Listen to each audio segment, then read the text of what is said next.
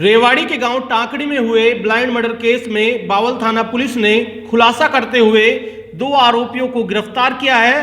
पूछताछ में सामने आया है कि दोनों आरोपी मरने वाले शख्स से पैसे लेकर दोबारा शादी कराने का झांसा देकर रेवाड़ी लाए थे। जब शादी ना होने के कारण पैसे वापस मांगे गए तो दोनों आरोपियों ने उसके सिर में चोट मारकर मौत के घाट उतार दिया और शव की पहचान ना हो इसके लिए शव को जलाने का प्रयास भी किया गया। आपको बता दें कि राजू नाम का 45 वर्षीय शख्स यूपी के हाथरस का रहने वाला था, जिसे यूपी के फिरोजाबाद के रहने वाले अंकित और अजय नाम के 2 युवक दोबारा शादी कराने का झांसा देकर रेवाड़ी लाए थे। शादी कराने के एवज में दोनों आरोपियों ने उससे 30,000 रुपये लिए थे। राजू के साथ उसकी 16 साल की बेटी भी रेवाड़ी आई थी, जो 2 दिन पहले बावल के जलियावास स्थित एक किराए के कमरे में रुके थे।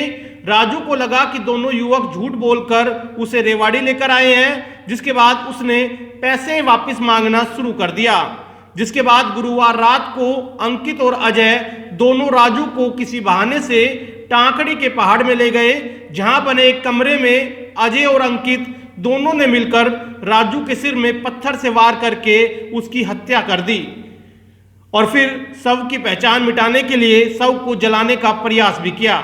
इस मामले में पुलिस ने अज्ञात लोगों के खिलाफ हत्या की धाराओं के तहत केस दर्ज कर जांच शुरू की थी और शव की पहचान के लिए पुलिस कोशिश कर रही थी।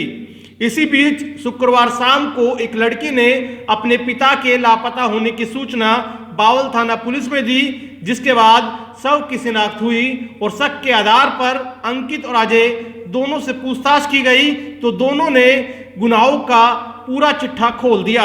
बहरहाल पुलिस ने ब्लाइंड मर्डर केस की गुत्थी को सुलझा लिया है और दोनों आरोपियों को अदालत में पेश करके पुलिस रिमांड पर लिया गया है ताकि गहनता से पूछताछ की जा सके।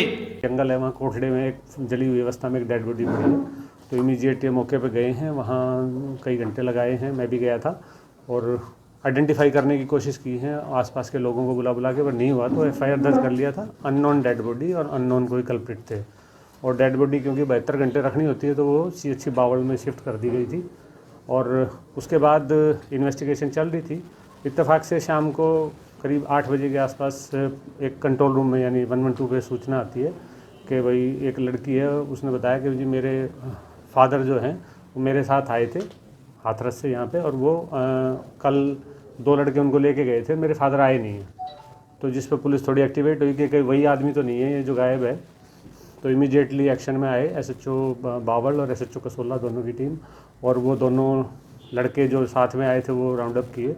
तो जब पूछताछ हुई तो पहले तो वो इधर उधर कहते रहे जी वो कहीं चला गया, बाद में जब गहन पूछताछ हुई तो उन्होंने ये सारा मामला खुला ये कि ये लगभग 45 साल के हाथरस डिस्ट्रिक्ट के रहने वाले एक सज्जन थे। 1.5 साल पहले इनकी वाइफ एक्सपायर हो गई थी।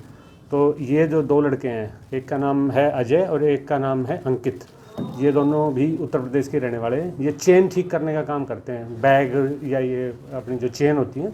तो इस संबंध में ये इनसे संपर्क में थे।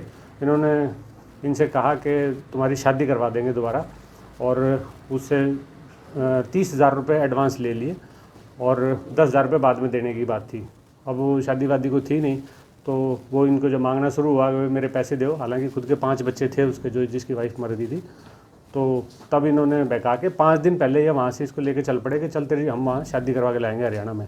और धीरे घूमते घामते ये 2 दिन पहले यहाँ जलियावास में, ये पहले किसी कंपनी में जो अजय था ये नौकरी करके गया था, तो जलियावास में जिस कमरे पे पहले किराए पे रहा था वहाँ ID दे के और वहाँ किराए पे घर ले लिया। और वो माँ बेट जो मरने वाले थे उनकी बेटी 16 साल की जो थी, एक बेटी की शादी की हुई है, दूसरी जो बेटी थी ना वो साथ आ गई कि भाई मैं अपने फादर के साथ चलूँगी।